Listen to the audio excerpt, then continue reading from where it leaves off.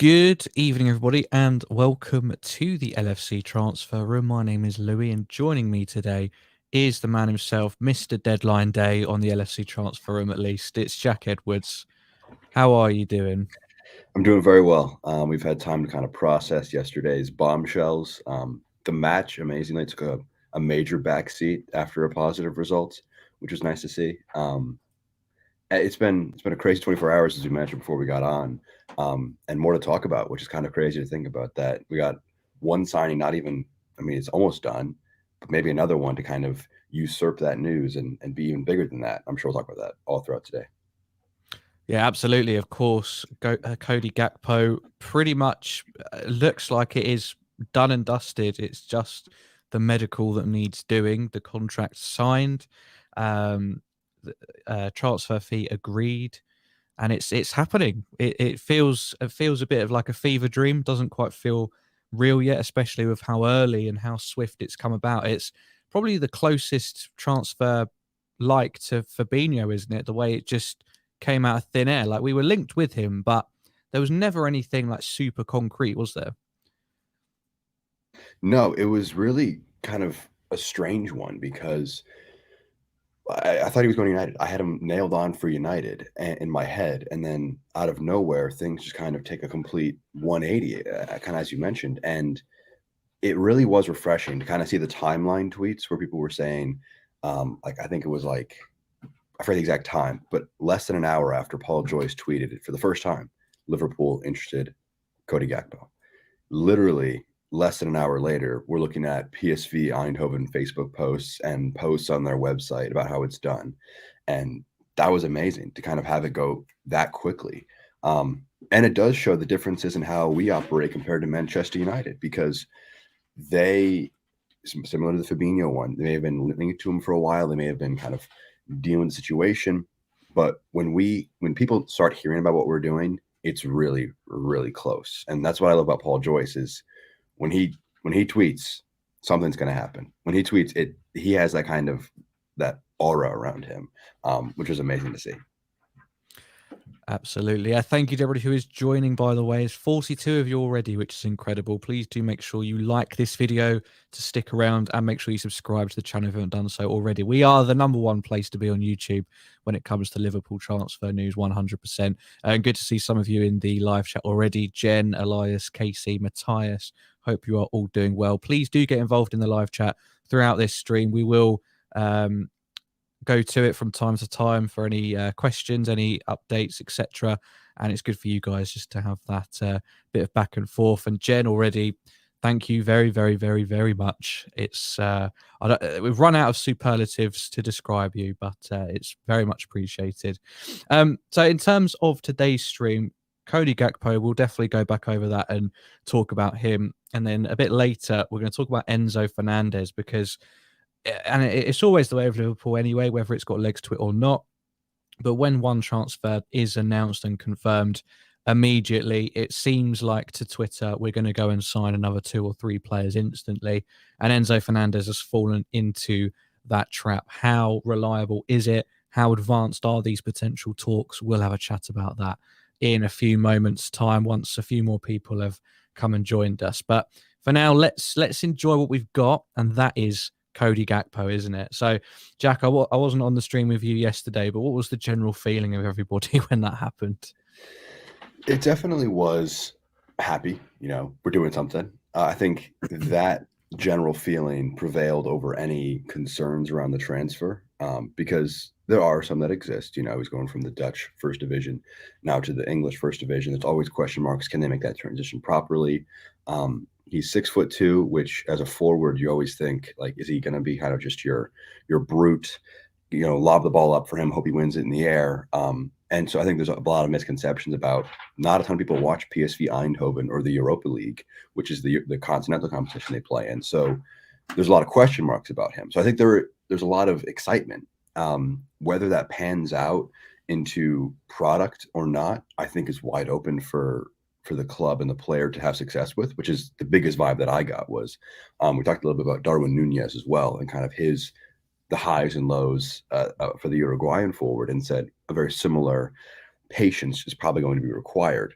with Gakpo, but I'm I'm very excited about it. He's a fresh face, he's versatile, and he's not he's different than what we have. He's different than what we have, and he will complement what we have very, very well. I think people will look at the fact. I mean, some tweets are putting him as tall as 6'6", like 200 centimeters tall. That's a tall dude. He's not quite that tall. I think he's like 4 inches shorter than that. I think he's 6'2". But he's a different profile than we typically see as a Liverpool player and even as a forward in the Premier League, which is reason for a lot of optimism. And just for me, the best part of it is the financial side. He's going to sign a 5.5-year contract, and it is an incredible price point. £37.5 million, or £37 million was the upfront fee reported for a guy who scored 3 goals in the World Cup, is got the most goal contributions in European top 5 leagues. If you consider, I think they considered that to be the number 1, or the number 5 league, the Dutch top division. That had goal contributions, 22 goal contributions. A guy who's that in form is a big signing, Louis. Yeah, 100%. I mean, I think this the fact that it is another attacker has maybe not put some people off, but stumped a few people as to like the decision making. But I mean, it makes sense. Diaz has another injury out till March. Jota has shown himself to be quite prone in his time here. And Firmino, I mean, I think a lot of people think that this transfer signals the end for Firmino, and that means that maybe he will be leaving. But I mean, I'd say never underestimate Klopp's love for somebody, and I mean, that's why James Milner's still here, and he's always spoken about it's fairly straightforward with Firmino. He'll most likely be signing another deal, so it is very interesting on that front. But were you surprised that it was another striker, at least before we shored up the midfield? I was really surprised because we haven't been great. We haven't been scoring boatloads, obviously, but that wasn't our issue. It wasn't like the primary issue. I think if you could look at one thing to improve the other, it would be you sign a midfielder or two with some better legs, a bit more, I think, just a refresh in the midfield would similarly refresh the forwards. That wasn't an area that needed immediate improvement. I'm glad we've done this move. We've kind of gotten ahead of the issue. But I would have expected to see an Enzo first, or Jude Bellingham first, or an Amrabat first. We've seen McAllister. I mean, that name's kind of continued to swirl around Liverpool as well. I would have expected to see any type of midfielder because it's such a porous spot and such a needed spot for Liverpool. I think both can coexist, especially at the price point. But I was surprised at the timing of it. I think it was probably ultimately down to the fact that United were swirling and probably going to make a move for him sooner rather than later. I know we've kind of got the revisionism from United sources saying, they were not totally interested in him. They weren't totally invested. I'm not totally buying that. But for Liverpool's end, they just want to make the move probably because of what was happening elsewhere in the market, probably more than anything else. Yeah, absolutely. I mean, what they're saying now is that Liverpool, Cody Gakpo is to arrive in England tonight and then probably complete most of his medical tomorrow. So we could very well have it confirmed on the Liverpool account tomorrow evening or maybe earlier. So good times all around. A win against Villa, a new striker, and who knows, maybe another midfielder before we've even reached the end of 2022. This isn't really a serious question, but does that change your mind on FSG? I think, okay, there are many people who think that these signings mean that they're gone, like they are in the process of selling the club.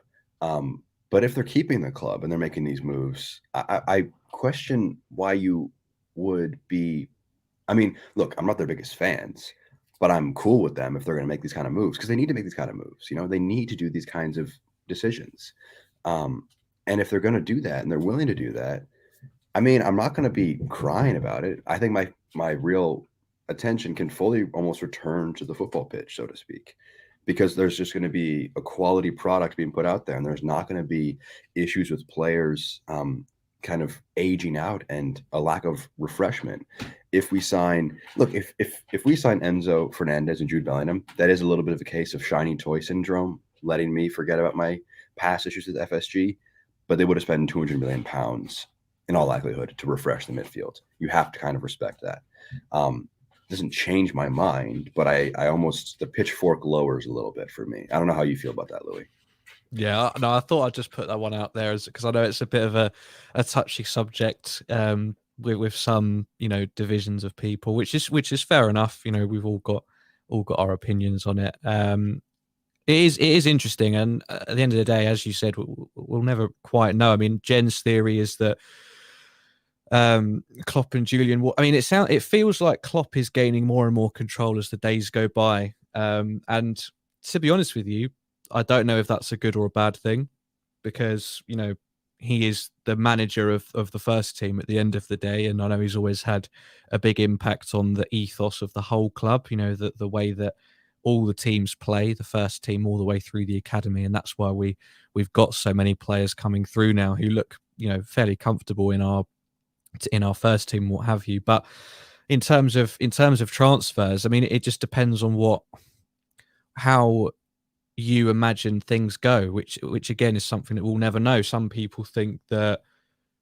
FSG won't give Klopp the money. Some people think Klopp doesn't want to spend the money, and you know, it just that's where it just literally does just come down to what your opinion of that is, what your guess is. Because for me, unless, you know, Klopp down the line or John Henry down the line does an autobiography and spills the beans, even then people are still going to challenge it if it doesn't line up with what they've thought exactly. So I didn't really answer your question there, but that's that's my thoughts on it currently. I just want to have a look through some of the live chats. We have got people getting involved, which is great. If you are just joining, please do like the video. Please subscribe to the channel as well. We're talking Cody Gakpo, who's traveling to London, traveling to, well, Liverpool, more likely, tonight to seal his deal, probably tomorrow after his medical's completed. And then we will be discussing Enzo Fernandez in a short while. I won't keep you waiting for much longer, but there is some exciting updates on Enzo Fernandez and his potential whereabouts come the end of the new transfer window, or maybe even before. Matthias says, I'm happy with Gakpo. Now I hope Enzo comes soon. I'm with Jack on FSG there too. There we go. What else have we got here? Jen says, let's face it, we have to sign people. That is a fact. We've been on the bargain basement for so long. Now we are Harrods. Well, so this is an interesting thing that whilst I remember it, because I was just sat there today, just as you do, just having a think about football and all that jazz. And I was thinking about the way that we've started to do business now, where we are kind of going after not household names, but, you know, names that automatically require quite a big budget to sign them. So, you know, your Nunes is maybe not as much your Diaz is, but now your Gakpos and potentially your Enzo Fernandez is. And I was just thinking of who is top of the table right now, Arsenal, and they're maybe doing things how we used to do them, picking up people who are on the verge of becoming great or the verge of becoming well known. And it feels like they're spending less in order to do that, certainly in the summer just gone. Do you think there's anything to be learnt there, or have we abandoned our roots and maybe that's coming to fruition, or what's your take on that? I definitely understand that Arsenal have made a lot of really good moves. I mean, you look at some of the players they've brought in. I mean, yesterday was Nketiah, who came through their academy, I believe. Martinelli, who cost them like 5 million, remember? And then who scored the other goal? I'm blanking out. Was it Saka? Was it Saka? I think it was. If it wasn't, he was a big performer yesterday. Also the academy. Ben White, a bit of a pricier guy. There were questions of if he was a good move. He's turned into a brilliant right back for them. Ramsdale, questions of if he was able to kind of make the step up. Saliba, Gabriel as part of that back line. A lot of good moves, good moves of players that they've developed. I think the issue for Liverpool is that, not the issue, is that look at what Liverpool's core is. Arsenal's core is very young. They can buy players they can develop to kind of grow as a unit. Liverpool, I think, can't really afford to have a player take too long to bed in and really kind of transform the team, because a lot of it is in their prime. Thiago, Fabinho, Salah, Van Dijk, Alisson, Robertson, Trent, really, of the 11, and now Nunez is one of the only guys who, and Konate, another guy they've added, is a guy you could imagine next half decade is still going to be, until he hits a prime potentially. So you have to kind of, I think, go to a bit of the pricier end, your Harrods. I'm not an English guy. I was there. I went one time when I was in London. So I have a tiny bit of knowledge base of that store, I guess. But going into that more pricey end of things to immediately improve the team would be really, really important, because then you don't have to worry about this guy betting in out of for a few years and lose that kind of immediate benefit that you have with guys like Mohamed Salah and Virgil van Dijk, who are Premier League all-timers, Alisson as well, especially.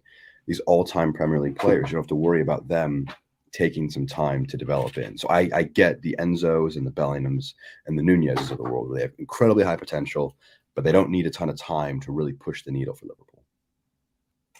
Thank you to everybody who is watching, by the way. Nearly 100 viewers at once, which is incredible. Talking about Cody, Gakpo and Enzo Fernandez. Lots of other names being thrown about as well. I've seen Alexis McAllister in amongst some of the shouts. But for now, it looks like it's potentially Fernandez who could be the next player to follow Gakpo through the door. Bet him. I hate you. You got me. I looked at Fabrizio's Twitter, and there's nothing there. You really got me excited that we were going to have breaking news I whilst checked that we as were well. Live. I think it was in the middle of my thing I was talking about. I read that message and I was like, wait a minute. Are we getting like breaking news right now? And Yeah. that threw me off my game. Breaking news rather than us going live 12 hours after something's been broken. Would be nice, wouldn't it? But not on this occasion. Akshat is asking about... Do you know anything about this one? That sounds like an elf name. I was like worried to read out this person's name in case it says something, but no, it's going over my head too. So yeah. Neither of us are in the know here. Oh well. Oh, thank you very much for the apology. Much appreciated. What's some of these? Okay, never mind. Right, let's turn attention to the potential shiny new thing before Gakpo's even touched down in the UK. We're looking at another potential signing through the door. It's someone we've been linked with for a long while now. And of course, that interest accelerated by the fact that he's part of the Argentinian World Cup winning team and also one young player of the tournament, Enzo Fernandez. His agent is in Portugal, ready to discuss a transfer. Apparently, 2 clubs have exceeded Benfica's release clause for the player. That will obviously be because they're in competition with each other. Our very own Matt Thielen tweeted today. He tweeted initially a picture of a greyed out tick with an egg timer next to it, indicating something was coming. And then quote tweeted that by saying, United triggering the release clause of Enzo Fernandez has forced Liverpool into action. Talks advancing quickly. Stay tuned. Important hours ahead. So who knows what could happen tonight, tomorrow morning. It could all be going off. Again, what's your initial thoughts and feelings on this? It's a bit of a roller coaster, and the prospect of us pinching 2 United targets within 3 days. Surely it can't be happening, can it? There would be a certain there'd be a certain beauty to that, to have it happen twice. Look, I'm not going to sit here and be like, oh no, that'd be bad. I wouldn't. That was too much money. I don't care. It's Enzo Fernandez. He's a very talented player. He's young, in bags of potential. Had an incredible World Cup. If we're moving for him and we make the decision to sign him, I'm not going to sit here and question it and wonder if it was the right decision to make. I'm just going to be happy that it's going to happen. Granted, can I see us spending 120 million euros and 9 figures of pounds on one midfielder? And Jen, I'm going to break your heart here, and then also go and sign Jude Bellingham for a similar figure 6 months later. I think that's kind of tough to imagine. For me, if I'm living in a reality built by Fenway Sports Group, it's one or the other of Enzo or Jude Bellingham. And one perspective you could adopt is maybe Bellingham is picking Madrid if it's not us, versus maybe Enzo Fernandez is going to Manchester United or Chelsea instead of us. So you almost say, let's deal with the problems in our own country, in our own league, and beat them to that target. And sure, we'll lose a guy we've wanted for years and we supposedly waited for.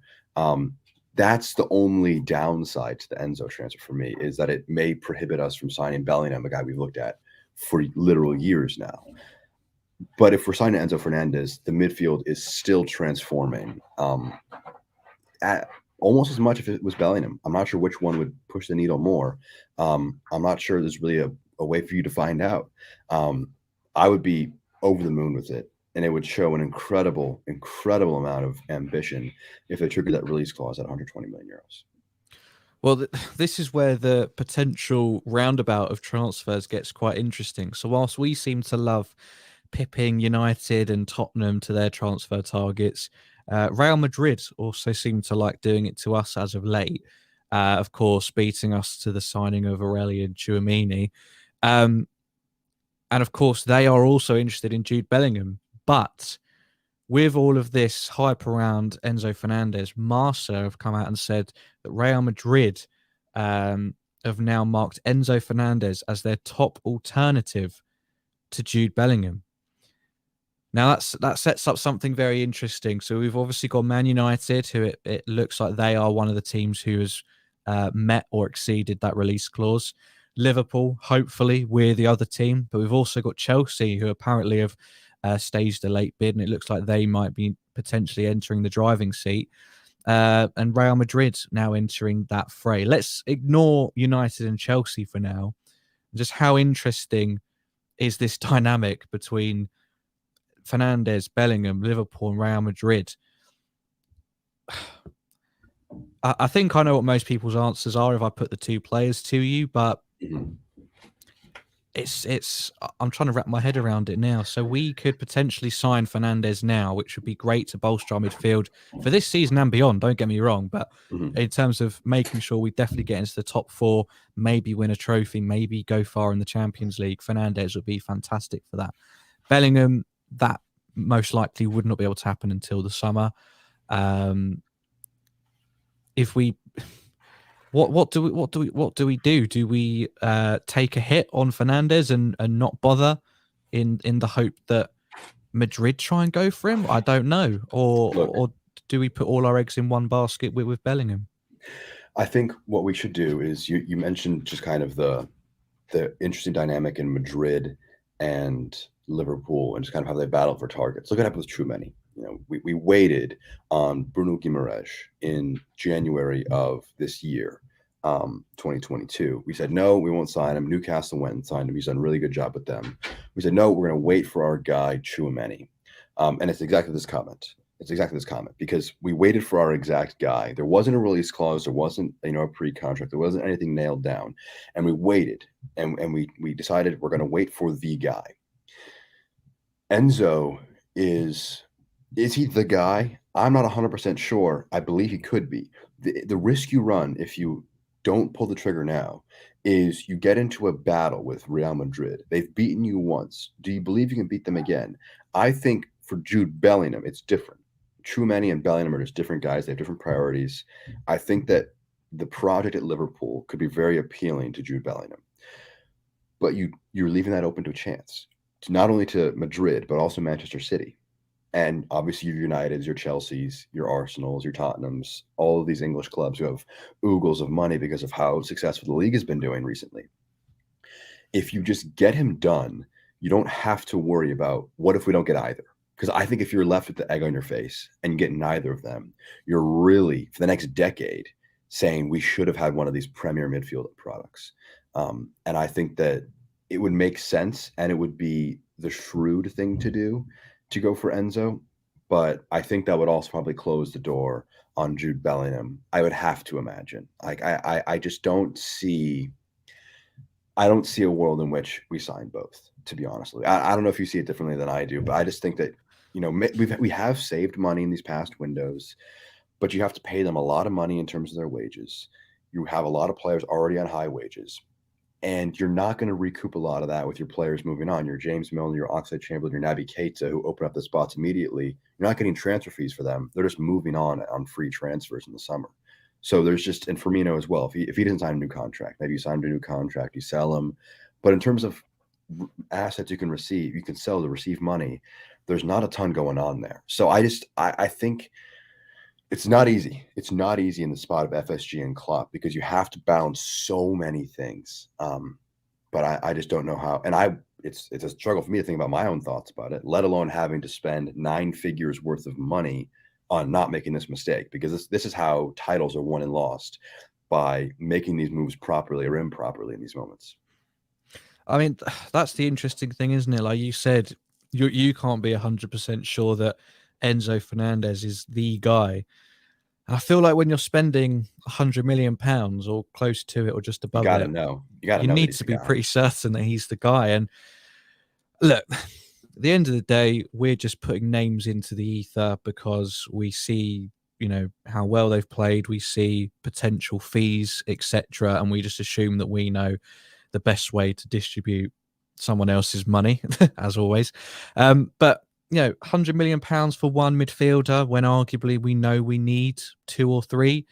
And as you said, £100 million plus what we spent on Gakpo plus Nunez last summer makes it fairly unlikely we'd definitely at least not get Bellingham. Although Jen will, of course, say otherwise, and I won't argue with you on that, Jen, at all. Don't worry. But just fairly unlikely that we'll go for anybody at all, I feel like, unless they're really willing to pull something out of the bag. Would it not be, and I think I put this in our group chat earlier, would it not be more wise to not risk £100 million on someone who may not be the guy and divide that into 2 players who could be? Amrabat is somebody who in today's market doesn't look like he would be that expensive, that out of a sensible figure, somewhere around 30 to 40 million, I think I saw somewhere. And then I'm sure you could find another £50 million midfielder who could fit in. I can't remember what the sort of fees were for Moise Caicedo, but does that sound like the smarter thing, or is that just us as fans, just throwing money to different places? I think, you just protect your asset by splitting up into multiple players, because you sign Enzo Fernandez. Maybe he's brilliant. Maybe he's the greatest player who's ever touched a ball for the first 2 months of his Liverpool career. And then he takes one wrong step, tears an ACL, and he's never the same player. And that's a risk for every single player who's ever walked the earth. So it's not like that's a very fair argument to make. But my preference, again, I'm not going to complain. I'm not going to complain if we sign Enzo Fernandez, because I'd hope that we're also going to fill in a few other gaps. But I mentioned Keita, Oxlade-Chamberlain, Milner as players who probably should leave in the next 6 months. I think they should go when their contracts expire in the summer. And I'm Naby Keita's biggest supporter. But if you split that 120 million euros, and even if you just take not even that figure, and you fit 250 million euro players, there's a lot of good players who can fall in that bracket. Amrabat, the reports today were that it would take 40 million euros to get him. He's 26. He's, not going to walk in and light the world up, but he's going to be a different profile, different model. He's going to push Fabinho. He'll help us a lot there. Then you've got maybe Mohamed Kudus from Ajax, would be another interesting option. Caicedo, I don't know how pricey he would be if he'd fall in that range, but I just think that would make more sense. And the guy that I think, me personally, I would be going for wouldn't be a January guy, at least I don't think, but it'd be Declan Rice. It would be Declan Rice and Jude Bellingham as like an English revolution in the midfield. And with his contract situation, I think he'd have a year left at that point. I think his contract runs until 2023, but he'd be pushed around £60 million. I think, me personally, a more defensive-minded guy who can then support Bellingham when he comes in, because the biggest mistake we could make with Jude Bellingham is expecting to be your prototypical box-to-box midfielder. He can do that, but I want to get a midfield that allows him license to be much more attacking, pressing, carrying the ball into the final third, and being almost a number 10 in a midfield 3. If we stick him into a pivot, it's almost like that classic Paul Pogba dilemma where, you could put him in a pivot, he could be good, but then you're not maximizing his talents to the fullest extent. So for me, it would be a Caicedo or an Amrabat or a Declan Rice for a cheaper figure than Enzo Fernandez, who can then allow Bellingham to thrive when he comes. Because I do personally, again, I think Bellingham is that guy, 100%. I think Bellingham is definitely that guy. Enzo could be, but I'm not quite sure. If Liverpool is sure, then maybe they won't pull that trigger and make that move. And you know what? If they sign both, I'm going to shut the hell up, because that would be absurd to spend that kind of cash and get that kind of midfield for the next decade, basically. It would, but for me, Louis, I don't know where you stand. I do 100% agree with the logic you posed of two players for the price of one in Enzo Fernandez is a better move in my eyes. Yeah, but I think thank you for confirming. Yeah, I just had a quick look back through our old Twitter, but £70 million for Caicedo, probably getting cheaper, and it would be in installments. Amrabat for about £40 million, somebody said. So at that, you're looking at around about the same fee for Fernandez. So it's either you can get Fernandez, or you could probably get those two. And I don't know if Klopp truly believes that Fernandez is going to, solve most of our problems, transform that midfield, and get us over the line this season, and then propel us next season, and maybe we get somebody in the summer. I don't know, but is Amrabat that much worse? I don't think he is, but he's that much cheaper. And Caicedo is someone we've been interested in for a long time, and £70 million. And I remember in the summer, everyone was talking like, well, that's a lot of money for a midfielder who's maybe not, completely set the world on fire just yet. And now we're looking to spunk out well over £100 million for somebody that most people may not have actually seen until the World Cup. And we seem to be just fine with that. I don't know if that's how, I imagine that's probably how starved we are in terms of midfield arrivals and how bad parts of this start to the season have been. So for me, it does feel like we could probably be a bit more clever with it, but I'm not going to stand out on the line and say that I know that would work out better and that Fernandez isn't that guy. I don't know. Yeah. It's very interesting. I think the common mistake made in the transfer market assessing players, obviously if you can get a player for cheaper, that's better than spending more on a player who's not worth it. But people will look at Nunez's price versus maybe Antony's price versus Gakpo's price and say they're this good of a player. Like this, he's a £37 million player. For Enzo Fernandez, he's not a €120 million player. He's just not.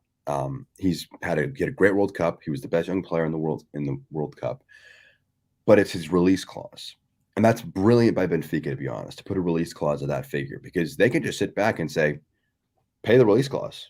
They don't have to worry about negotiating. They just say, pay the release clause. And that's brilliant, because then the player can't really be terribly mad, because you're just putting it in that, they're not, pulling a figure out of nowhere and saying like, oh, you want to sign Nat Phillips? Pay us £50 million for him. They're not just pulling a weird figure out of thin air. It's in the contract. And so he's not worth that yet. He could be someday, but it's brilliant by the club. It'd be a great fee for them to get. And also because they have to pay, I think it's at 25% to River Plate because of a sell-on clause. I think it would be very interesting to pull the trigger there. And for me, though, I looked up Declan Rice's contract. His contract expires in 2024. So he's going on 18 months left on his contract. And West Ham, I don't believe are going to be pushing for a European place. I think he's going to want to move on this coming summer. I think he is the premier defensive midfield option that you could sign in world football, at least in the upcoming 6 to 12 months. Tchouaméni was that guy last summer. Declan Rice is that guy this coming summer. Arsenal are going to want him. Chelsea have been rumored him for a while. I think he would be the perfect guy to move Fabinho on. I mean, he would just replace Fabinho. I don't think you need to replace Fabinho. I don't mean to claim that, but you could get ahead of that issue. And maybe you're worried about, is Fabinho's short return to form in that Villa match? How long term is that? You'd get rid of that by signing a young, really promising guy, and he would complement Bellingham perfectly. I mean, that dynamic they had in the midfield for England at the World Cup was brilliant. Rice and Bellingham. They looked really good alongside each other. You may need to sign another midfielder in that spot, but it'd be very interesting. I just think that, and there's the comment from Adam there about, don't sign Jude. you won't accept Enzo if they don't sign Jude Bellingham. We've had so much sunk cost into Jude Bellingham over the last several years. It's tough to imagine us giving him up to sign Enzo Fernandez, who is, I mean, we could have signed him for what, like 15, 20, 30 million in the summer. Obviously, hindsight's 2020. But for a guy who's shot up in that valuation so much recently, clearly it's just because of his recent performances, which would be kind of surprising for me that we would decide not to abandon our longest of term targets.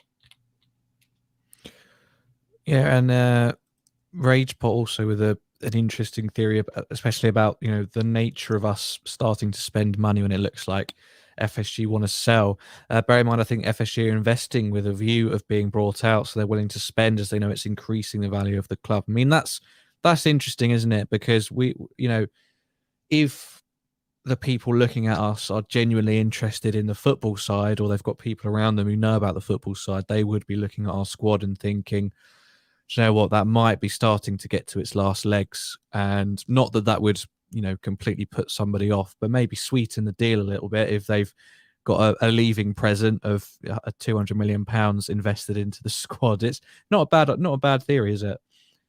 No, not at all. And I think that's some way that FSG and their cold American capitalist hearts probably look at Jude Bellingham. They don't look at him as a brilliantly talented footballer who is kind of revolutionizing what an English midfielder could be. They look at him as, what kind of asset is he? What is he worth? Just as a on a balance sheet, and he's worth 9 figures. You have Jude Bellingham at your club, and he's happy. He's under contract for 3, 4, 5 years. That's a big asset right there. So if you brought in Bellingham and Enzo Fernandez, FSG themselves would recoup that money in the sale of the club. So it's not like this is I don't think it's going to happen where we sign our 2 premier targets, but it's not so like unbelievably unrealistic for that to happen. I don't think it's going to happen, but a Bellingham or a Fernandez just increases the value of the club.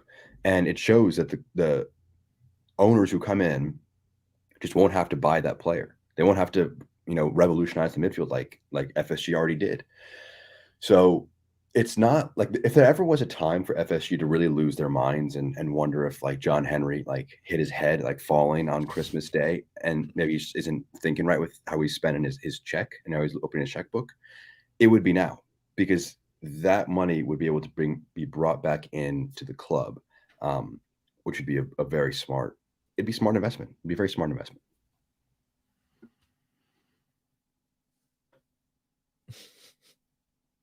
No, I'm still on. Sorry about that. Yeah, well, look, just thank you first of all to everybody who is watching still. Please do like the video and please subscribe to the channel as well. We do go over all breaking Liverpool news as and when it comes in. So yeah, make sure you press that subscribe button. It's great to see so many people. A lot of the news stories going around talking about Bellingham, and I don't know where they would have got this information from, but they're saying everything indicates Bellingham himself has expressed his wish to play for Real Madrid since Liverpool's steps are now directed towards Enzo Fernandez, or at least that's now why Liverpool have stepped up their interest for Enzo Fernandez. But I mean, you made the great point, I feel like you've made it a few times, that we have sunk so much time and effort into this whole Jude Bellingham saga, and it hasn't just been fans making it up. There's been so much genuine interest, and it feels like it's been summer after summer of waiting for something to happen. And I guess it's either, is Enzo Fernandez the player worth buying instead of Jude Bellingham, or all of that interest suddenly comes to a halt, and it's been for nothing, and there wasn't some divine plan to have him signed up. To me, it doesn't. To me, it's a case of you're beaten to Bellingham, rather than you decide not to pursue him because of Enzo Fernandez. It'd be a weird one for me. And the more, look, my fantasy mind will often take me to the thought that the more that we kind of push in the direction of Enzo Fernandez, the more the more I think there's a possibility that we could sign both. especially with the ownership dynamic. If the ownership dynamic was not there, I would have no belief in that in the slightest. I'd be stunned that the name Enzo Fernandez is even being mentioned by Liverpool fans, because I'd say, you see that fee, it's a non-starter. But that's kind of changed a little bit, which is exciting for us as fans and guys who work at the LFC transfer room, because we love some transfers. We love a 100 million pound transfer more than anything.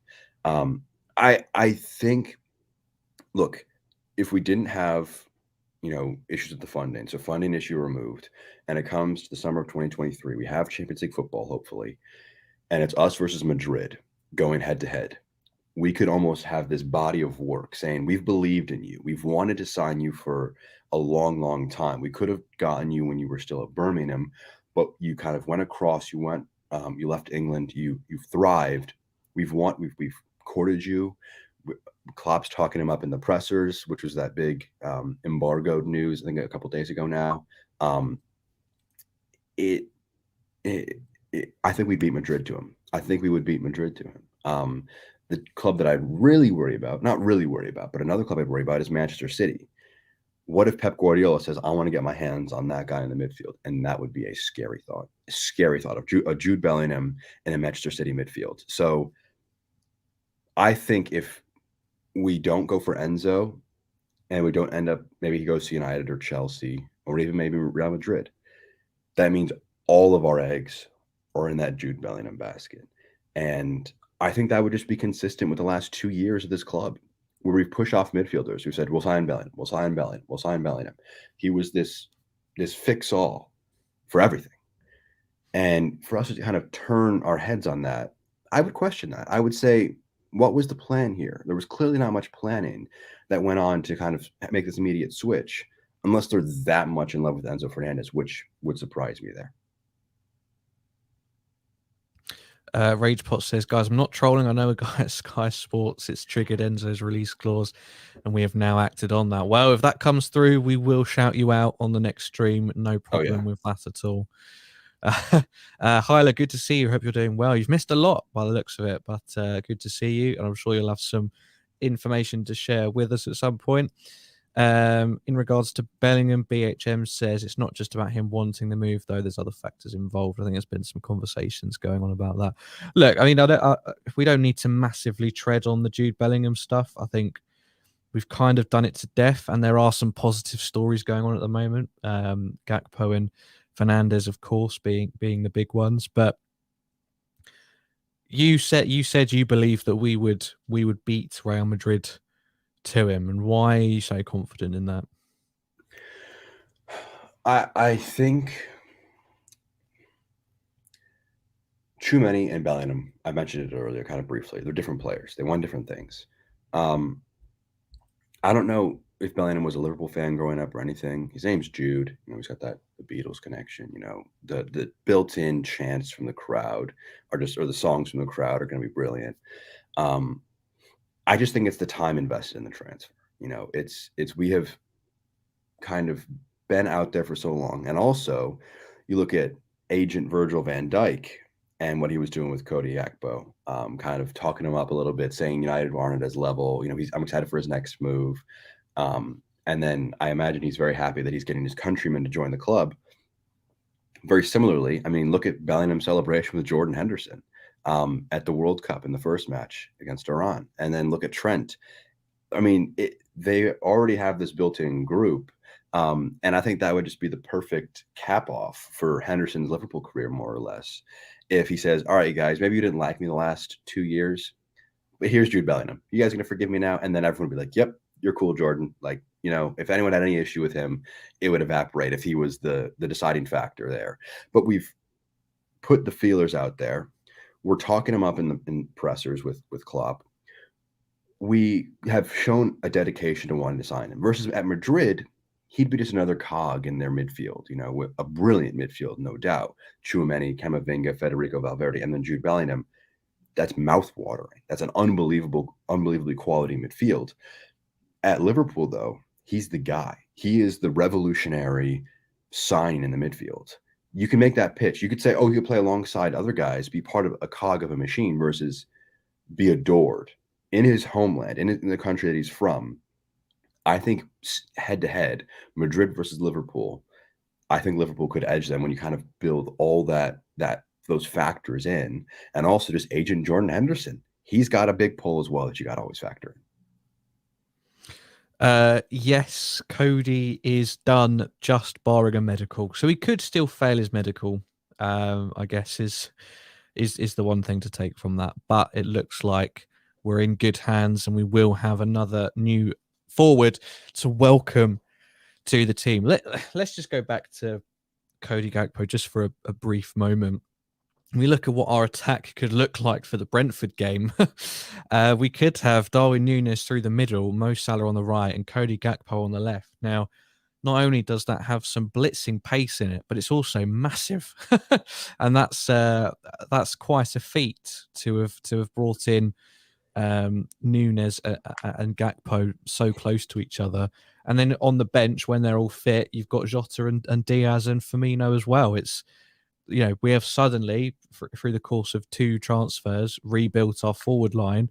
And it just goes to show how easy it could be to rebuild our midfield if only we'd pulled the wallet out sooner. Yeah, I think this issue would be so much easier if a Moises Caicedo or an Amrabat, like maybe a Sangare, was signed 6 to 12 months ago. If we signed Guimaraes in the January window instead of waiting for Tchouameni to be, to come available, that to me would have made a lot of sense as well, is just nailing that issue out. But look, it's not terribly complex, because if look, we have talented players up and down the squad. The issue is they had been pushed to their absolute limit. Look at Fabinho. He had a little bit of rest with the World Cup, not playing a ton on Brazil's run, and he came back, looked very, very strong in that performance against Aston Villa. Is that going to kind of sit there? I'm not sure if it's going to sit there and kind of at that level that he played against Villa with. If you bring someone to rotate with him, it definitely can. If you go from Fabinho being your only defensive midfield option to being a rotation guy where he's almost flipping on and off with another guy, he's going to be that much better, that much sharper, and he's going to look like a better and a different player. So that's the big key, I think, for me, for Liverpool, is to, remember and recognize that you're not just signing these players to full on replace other options in the squad. They're there to augment them, to make them better, to make the player that you sign better. So I hope that we pull the trigger on a few more midfield players, because it would just make our current midfield look a lot better. And we'd say, oh, why did we sign, Jude Bellingham, when now Harvey Elliott or Jordan Henderson looks brilliant in the minutes that they play? They look brilliant in the minutes they play because they're more limited. They're limited to when they're fitter, when they're better, and when they're having to fight day in, day out to try and earn that spot. Does it feel like, these Núñez and Gakpo in particular are 2 players that we've never really signed a similar profile to in the Jurgen Klopp era? And it feels like the beginning of this season, whilst it hasn't worked out, has been a bit more experimental, maybe out of necessity rather than wanting to. I don't know. Could it indicate that there really are thoughts within the coaching setup to develop a new system, to deploy these 2 colossuses, by the looks of it, in maybe different roles than something we'd be used to? I think it has to, because the system was found out in small parts, with how we wanted to play, with, your center forward drops deep, drags the wingers in as more inside forwards, almost strikers. The debate always is Mohamed Salah a striker or a winger. He's a mixture of both. He's a flexible guy. Your fullbacks bomb forward with a midfield that's more industrious. Well, teams kind of began to find that out a little bit. Then you had to attack Trent Alexander-Arnold a little bit better. And Liverpool could have decided, do we want to kind of get a new guy in the mold of Sadio Mane, in the mold of Roberto Firmino? Do we want to kind of just revamp our system with new faces, or do we change it up?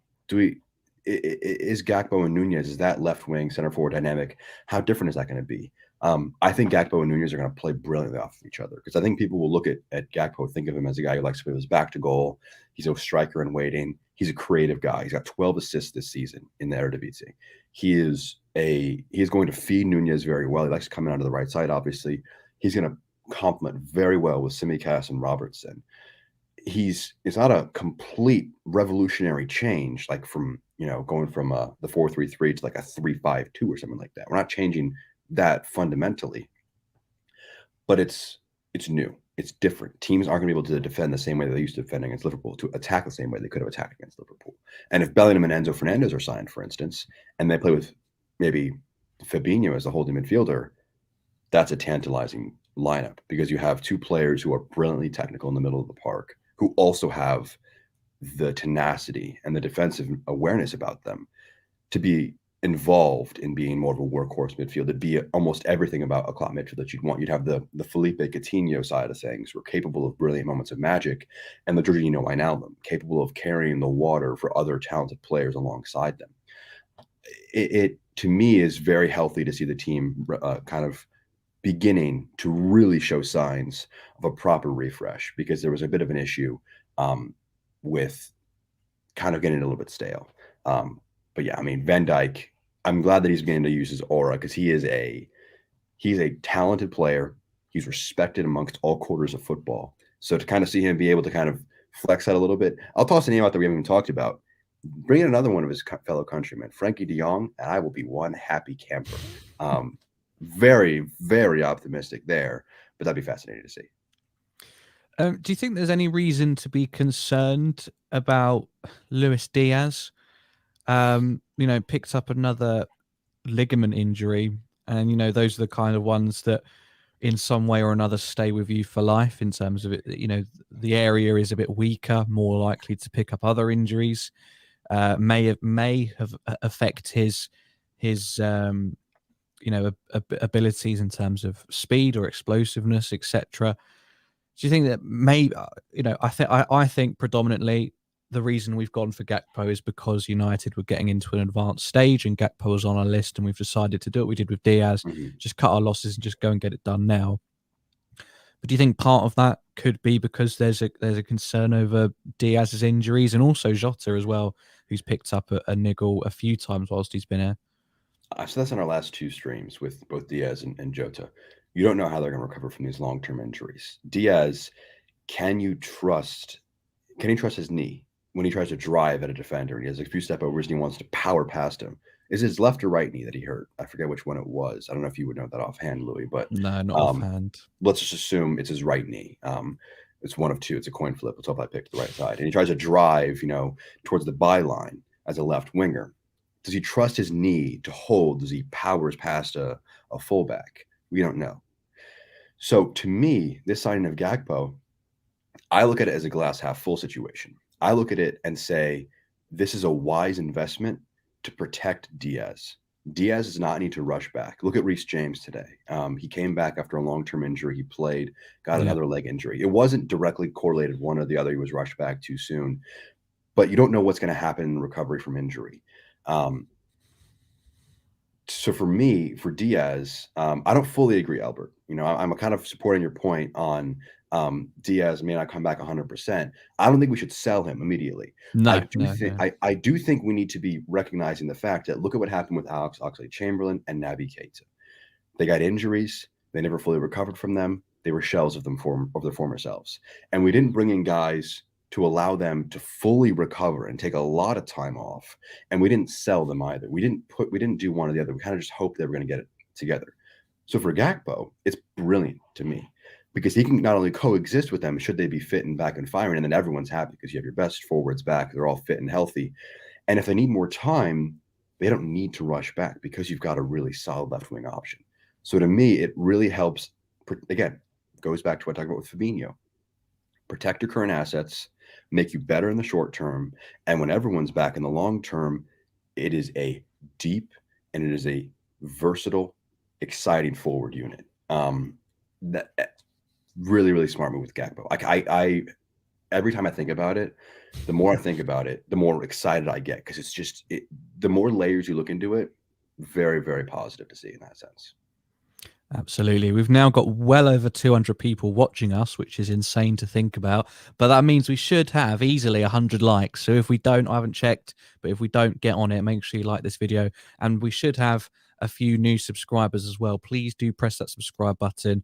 We are your #1 Liverpool channel to go to for all breaking news, all previews, post-match reaction, all that good stuff. The LFC Transfer Room is your place to be.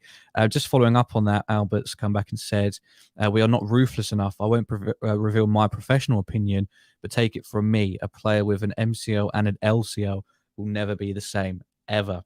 I think he's, did he confirm they were both in the right knee? I think that's what I read as well. I think I get where he's coming from, and maybe he'll be proved right, but I just think you can't. I don't think you can just sell him now because of that. You can't sell, but you have to recognize the reality that knee injuries are really weird to deal with. They're really finicky, and it's all about trust in your body. And look at what happened to like Daniel Sturridge or Keita Oxlade-Chamberlain. Their bodies broke down. They couldn't trust their bodies anymore, especially Daniel Sturridge, who's one of the sadder cases of injuries. Devastating, a brilliant player. I mean, he was a brilliant player in his heyday, and you would have been stunned to think about what he would kind of fall towards because of his injuries. But it's just so difficult to maintain your body physically like that. So I totally get where Albert's coming from, in the fact that a player like Luis Diaz, who relied so much on explosiveness and so much on that dynamism, he's going to lose an element of that. Is it 10% of that speed? Is it 15%? Is it 50%? Is it all of it? We don't know. I think the sooner you rush him back, the sooner you put pressure on him to figure it out, that's where it really, you could not end his career, but we are talking about Luis Diaz in this instance, because you just don't know how he's going to come back. The thing with Gakpo, though, is in a 4-3-3, he can operate on the left wing in that immediate replacement. And I think someone posed it in yesterday's stream. What if you had a front four of Diaz on the left, Nunez left striker, Salah right striker, Gakpo on the right wing? He's played there, not a ton. It wouldn't be his preferred spot, I don't think, but he could do that. So they can coexist. Should Diaz come back and be a brilliant option? And he's just quality cover. And as Jen says, have the quality cover so you can control the situation. There's a lot more cards in our hand now in terms of how we handle the rehab of both Jota and Diaz, because the way you could look at Jota and Diaz is, don't look at them as your current guys that you have. Look at them as 50 million pound signings you don't have to make, because you can keep them healthy and keep them firing. So again, I'm waxing lyrical about, just the smart, I guess, roster management of Gakpo. We're good at that. We know how to do that when we spend the money, but we just don't spend the money enough. So if we just 1, 2, 3 more signings the next 6 months, and the team really can, I think, continue to kick on and get back to the heights of like 2019, 2020. A few more people who have joined just asking about Enzo Fernandez. We did talk about him earlier in the stream, so do feel free to go back and rewind. But the general kind of roundup from that is, it looks like it's Man United again who've caused us to go for this, but Fernandez, of course, has a release clause. It looks like United have either tried to trigger it or go over it to secure the deal, and that has pushed Liverpool into now pursuing advanced talks with the player and the club. So fingers crossed we get some more news, maybe later tonight, maybe tomorrow morning, or this could be one of those ones that rumbles on for a few days and weeks. Who knows? But that is where we stand at the moment. It looks like Liverpool well and truly in for a close fought race with United, but also, all sorts of clubs being chucked out there. Some people saying Newcastle are the other team who've met the release clause. Madrid have cited him as either a replacement for Bellingham, or they're just going to get both of them. Who knows? And Chelsea as well, another team who are looking to splash the cash a bit and just see what happens. So we'll see what happens there. One more forward player that I just want to talk about in terms of what that means for him, and I imagine you spoke about this yesterday, is Roberto Firmino, someone who has had a bit of a resurgence of late. He's played his part this season when others have maybe been letting us down slightly. Klopp has always been very positive about him signing a new contract potentially, but unless he is prepared to have a much smaller role next season, smaller than he's had at times this year and last year, can you see Roberto Firmino staying beyond this year and signing a new deal? First, Lou, can you hear me all right? I had to take out my AirPods. Yes, yep, all good. Cool. I personally, it's tough to gauge what's going to happen. I think that much like Diaz was for Mane, where 6 months before he actually left, he was signed as the replacement. there were questions. Maybe Diaz can live with Mane. That front three, Diaz, Mane, Salah was quite strong at times last year. But in the end, it turned out that he was Mane's replacement when he left in the summer after Liverpool didn't offer him a new contract.